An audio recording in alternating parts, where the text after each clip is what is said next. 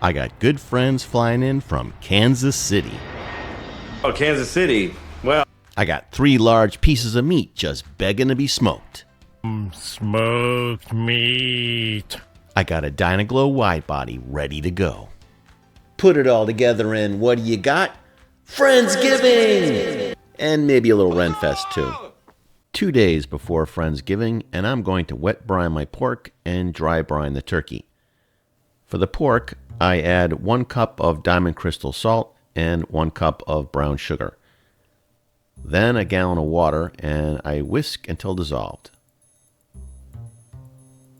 To that, I will add half a white onion, 3 bay leaves, a dried ancho chili pepper, seeded and torn, a tablespoon of peppercorns, a tablespoon of coriander seeds, 4 cloves of garlic, and finally, my pork shoulder. Cover and refrigerate at least overnight and up to 2 days. For the turkey breast, first I pat it dry. Man, that is one ugly bird. I trim some of the ugly bits and remove the gizzard package, but refreeze that for Thanksgiving stock later. Now, this is a dry brine, not a wet brine. The dry brine is applied directly to the bird and it will help to crisp the skin. Here I have a half cup of diamond crystal salt, or 2.5 teaspoons per pound of turkey, and a half cup of brown sugar. Now, I probably should have used only a 1/4 cup of the sugar, so I would probably go with 1 teaspoon per pound of turkey for the brown sugar. Generously coat the turkey inside and out and put it on a wire rack, and then put it in the fridge uncovered at least overnight and up to 2 days.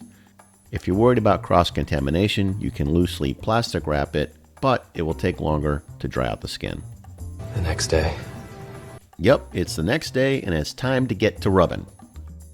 Up first is my brisket point, and I'm going to lay down a thin layer of Worcestershire sauce as a binder. You can use whatever you like or nothing at all. The rub is the same rub I used in my last brisket burnt end video, and if you want to check that out, a link should be popping up right now. Anyway, the rub is 2 tablespoons each of kosher salt, black pepper, and paprika, and 1 tablespoon of celery seed. Get a good amount all over the brisket, and remember which side has the fat cap. You want that to be facing up. Oh, and wash that board. What's next? What's next is the pork shoulder. First, I'm going to lay down a yellow mustard binder that I like to use with pork. But again, you can use something different or nothing at all. Then I'm using the same pork shoulder rub I used when I smoked one on the Weber kettle. If you want to check that video out, a link should be popping up right now. The rub is a bit spicy, but very understated after you shred the pork. It's 2 tablespoons each of paprika, oregano, cumin, and Kashmiri chili pepper, which I like to use, but you can use any ground chili pepper you have. And 1 tablespoon each of celery seed, salt, and pepper. Get a good amount all over the pork. You really can't overdo this.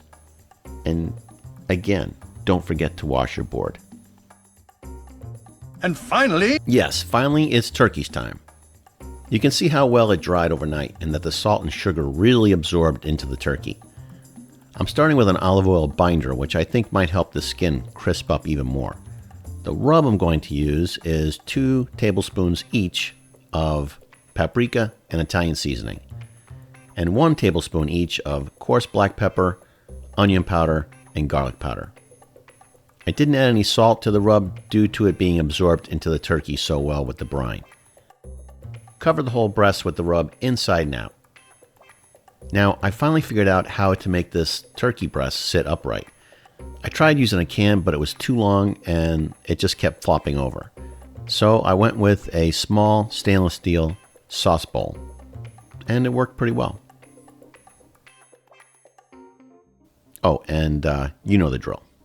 oh, you are in trouble now. It's only 3 Musketeers. Well, how about we call them the 3 meats of Friendsgiving? Anyway, let's get some probes in these 3 gentlemen And then the last thing to prep is some beef tallow that I want to smoke. I saw Jeremy Yoder do this and I thought it was a good idea for when I wrap the brisket. Smoking the tallow will take some of the raw taste out of it and give it a flavor profile similar to what you're smoking. I'm using Wagyu here because I have guests coming, but if it was just for me, I'd probably go with regular old beef tallow. While the three meats of Friendsgiving chill out, let's get Dyna opened up and ready for business. Now I've started dumping unlit coals in the firebox basket and lighting them directly in there instead of dumping a lit chimney in. You can still do that, but I find this works good for keeping flying embers down and also helps to slow down the rate at which my initial coals burn. Of course, I want to remove any grates I don't need and add my water pan like I usually do, which will help to regulate the heat. One of the great things about the Dyna-Glo is that you can easily adjust the spacing of the racks, which is what I'm doing here so the turkey can sit upright. Just like with any grill, you'll want to wipe down the grate with some vegetable oil. This will help to carbonize the grate as well as clean it. And of course, add water to your pan, at least 4 cups. If you want to learn more about the Dyna-Glo Wide Body, check out my ultimate tutorial at the link above. Finally, using starters, I light just one side of the coals. Once they are nice and toasty hot and ashed over a bit, I add my first piece of wood right on top of the hot coals and then wait until the white smoke dies down. Then I add the trio of meat, another probe that I use to monitor the smoker cabinet remotely, and finally the tallow. After about an hour, it was time to spritz and add more wood. If you want to know how I cut my splits to fit in Dyna's small firebox, you can check it out at my ultimate Dyna-Glo Wide Body tutorial.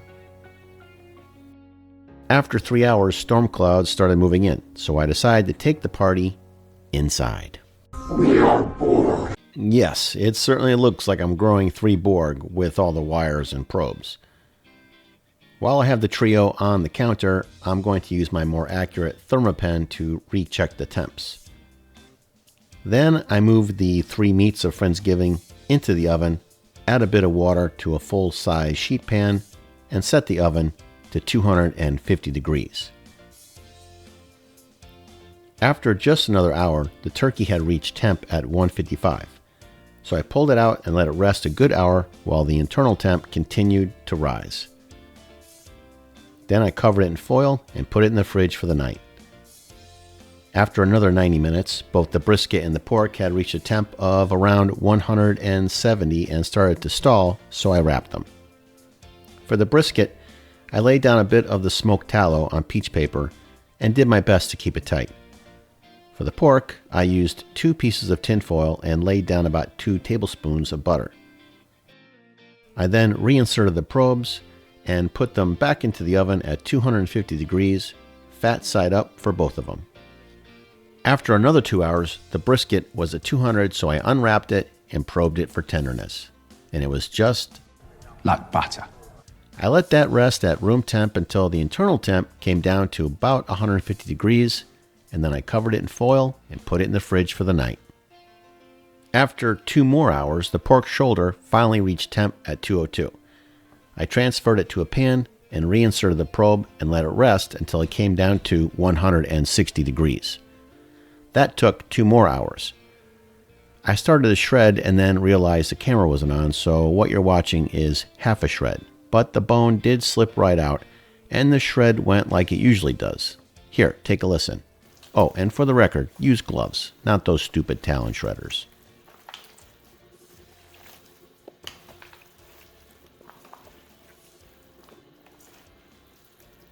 Of course, I needed a sample. Then I added a few pats of butter, covered it in foil, and called it a night. Okay, so Friendsgiving has come and gone. Like 2 days later. And so have my friends back to Kansas. And in all the fun and merriment, I did not video when we actually sat down to feast.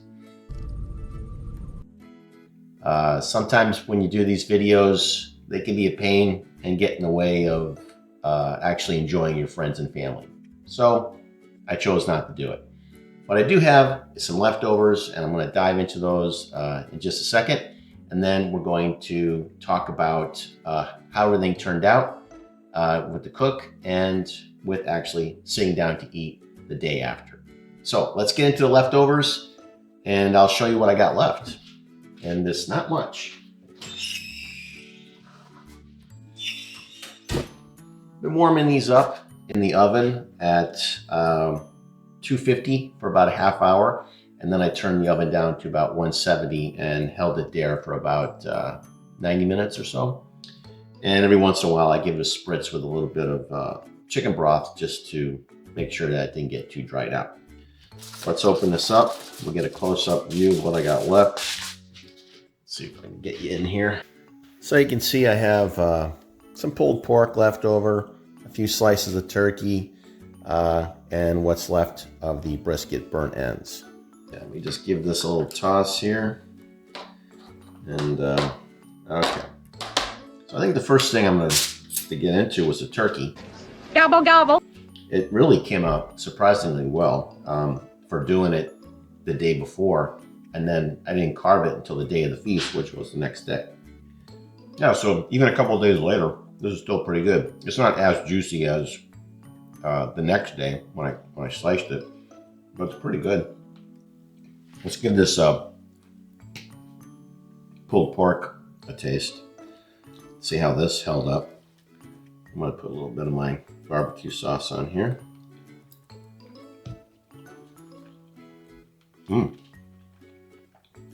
That's good. This held up pretty good. I'm just going to finish with the brisket and see where I'm at with that. And then we'll get to talking about how everything went down on the cook and then the next day. The brisket's still really tender. See that squish? I mean, I'm surprised, you know? Okay, let's talk a little bit about how long all these proteins took total time to cook the day before the feast. Let me get my notes. Okay, so all three proteins were in the Dyna for 3 hours total before the rain came in, and I maintained that temperature at 250 degrees. I then put everything into the oven and maintained that temperature at 250 degrees as well. Total time between the two things for the turkey was 4 hours until it reached 155 degrees in the breast. The reason it took 4 hours was because I cooked it at 250 instead of 300 degrees, like you see a lot of videos when they do turkey breasts. And the reason you do it at 300 or above is so the skin will stay crispy. I dry brined it, hoping that that would crisp the skin up, and it seemed to work okay. It probably wasn't as crispy as, let's say, a turkey that you might roast in your oven, but it wasn't bad. It wasn't rubbery or anything like that. It was better than other poultries that I have done, It was better than other turkey breasts that I've smoked. So I think the dry brining really helped to crisp that skin up. And it also gave it a lot of flavor and kept that turkey juicy throughout the 2 days. The brisket came out next, and that took a total of 6.5 hours between the Dyna and the oven. Of course, I wrapped that when it got to about 170 degrees, like I normally would. And then the pork shoulder took the longest. That took a total of about 9.5 hours to cook from the Dyna in the oven. Of course, wrapped that up as well.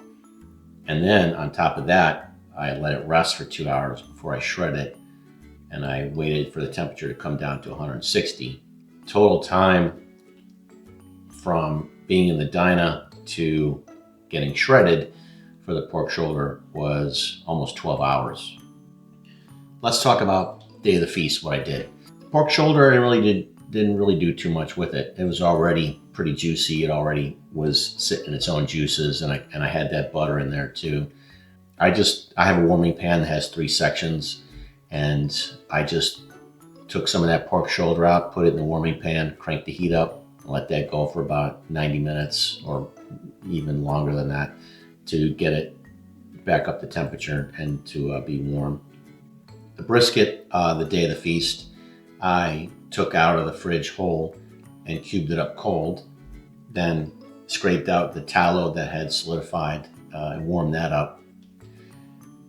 Put the cubes back in the tin with some of the tallow, with some barbecue sauce, with a little extra rub, toss that up, and put that in the oven at 250 degrees for 90 minutes to finish that glaze and finish it off.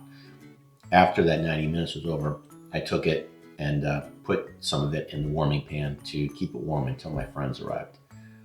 The turkey this is something I've never done before, where I cook the turkey all the way through and then just take it whole and put it in the fridge, but that's basically what I did.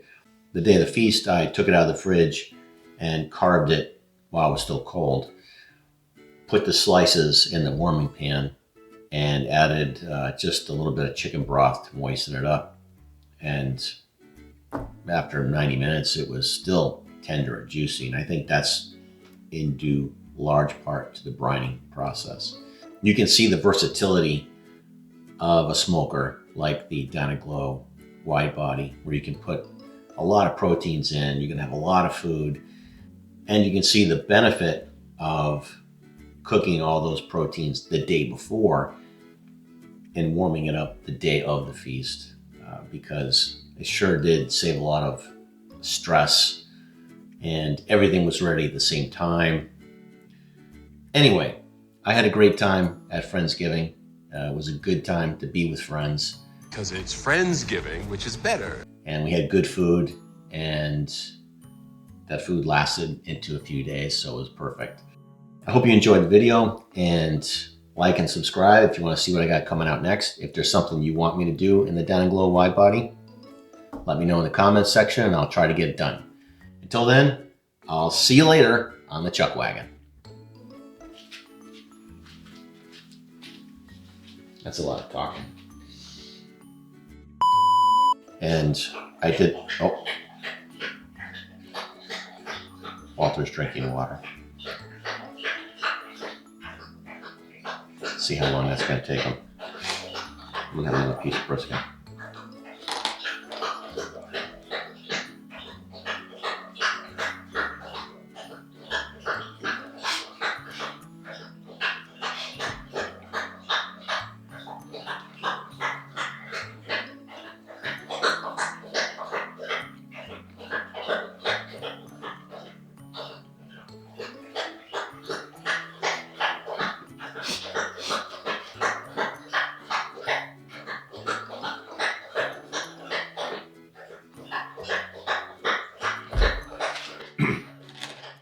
All right, buddy. All right.